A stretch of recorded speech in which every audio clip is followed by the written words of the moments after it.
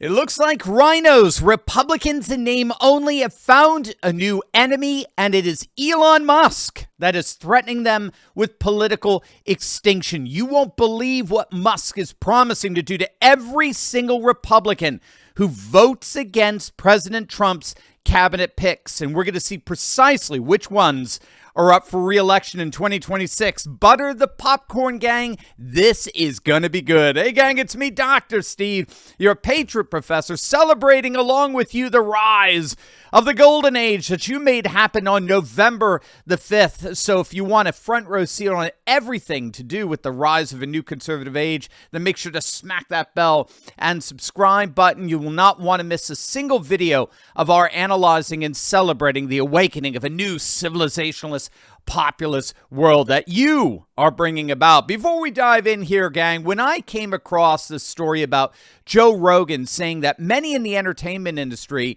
have been thanking him for endorsing Trump, it struck me as a perfect example of how certain cultural shifts are being covered predominantly by right-leaning sources and being missed by the left. Now, I've seen this covered extensively on Ground News. Ground News is a website and app that compiles stories from over 50,000 outlets from around the world and lets you compare coverage across the political spectrum so you can get the facts for yourself. Check them out at ground.news/Steve. Here's the story on Ground News. I found it through their blind spot feed, which shows stories disproportionately covered by one side of the political spectrum. I always check the blind spot feed because it helps me stay fully informed. So this story has been covered by roughly 20 sources, with 64% coming from the right and just 9% from left-leaning sources. So it's clear from the lack of reporting on one side of the political spectrum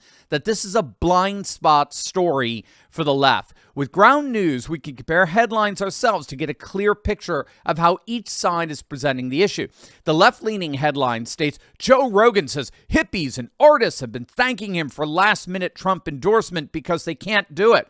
While a right-leaning headline reads, Joe Rogan says many in the entertainment industry had privately thanked me for endorsing Trump. Now, the left-leaning headline frames Rogan's language as provocative, while the right-leaning headline is more straightforward, alluding to cultural shifts toward free speech and anti-censorship themes that are resonating in certain creative circles. If you want to stay informed on important issues and get a full view of the news landscape, check out ground.news/Steve. You can click the link in the description below or scan the QR code for 50% off the unlimited access Vantage plan. This is the best deal of the year, and if you're already a subscriber, you can even gift Ground News for 50% off to family or friends. When you support Ground News, you're also supporting the work we do right here at Turley Talks. Click on that link below right now.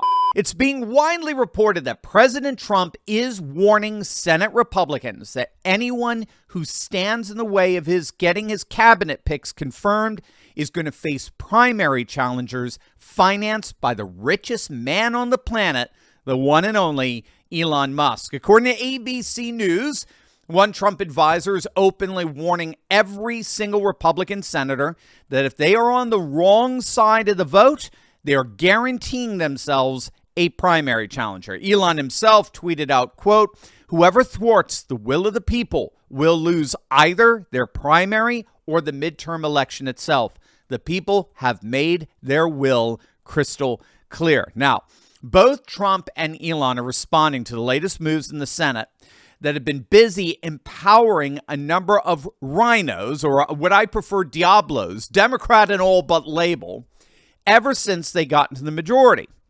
The absurdity here is that after winning the biggest Republican election victory since 1988, nearly 40 years, Senate Republicans picked John Thune to be their majority leader, even though Thune had originally stated he didn't want Trump to be running in 2024. They put Mitch McConnell as the head of the Rules Committee and the Defense Spending Committee. They put Lisa Murkowski as head of Appropriations Committee.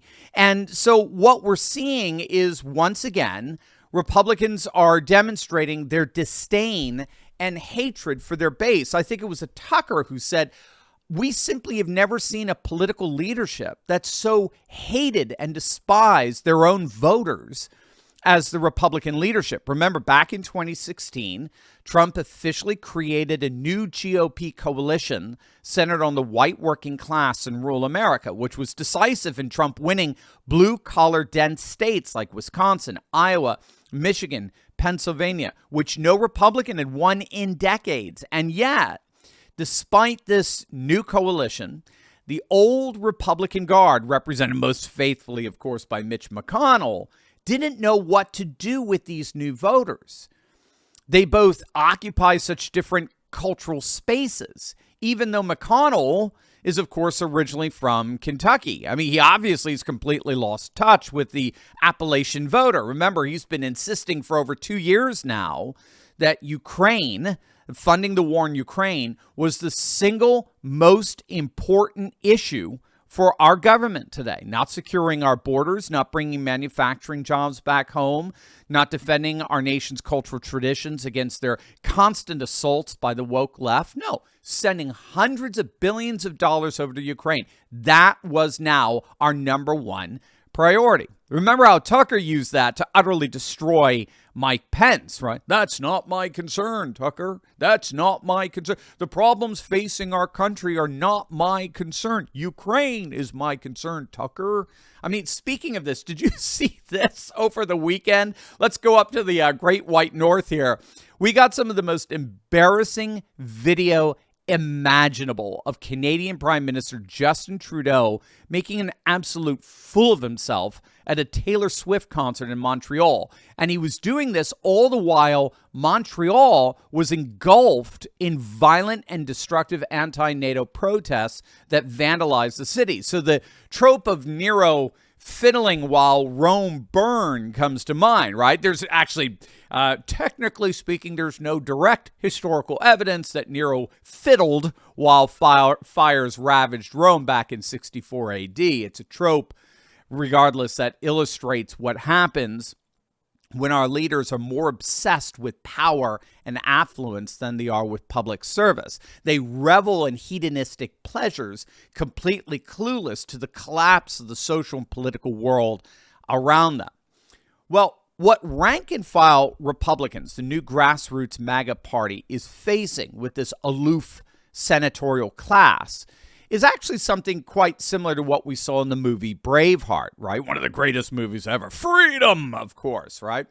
Do you remember the character Robert the Bruce? He was the son of a leprosy-ridden Scottish nobleman named Robert the Elder. It's a perfect symbolism of the rotting ruling class of the Scottish aristocracy. Robert the Elder was a hardcore Scottish member of the English establishment, and he believed he could secure the throne of Scotland for his son, Robert the Bruce, by submitting to the English. And there's an amazing scene in Braveheart shortly after William Wallace confided to Robert the Bruce that if he led the Scots against the English, the ruling establishment, then the people, the Scots, would unite behind him and follow him, and William Wallace would too.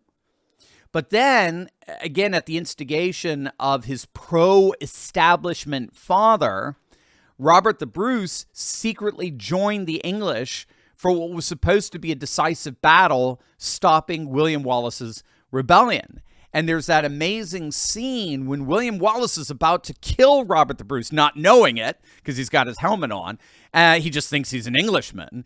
And then he takes his helmet off and reveals who he is. And William Wallace just has this face of such a stunned sense of utter betrayal. And he just drops his sword and he falls to the ground. He just can't believe that the person he thought could help lead the people to freedom against the English would turn around and defend the English against the Scots.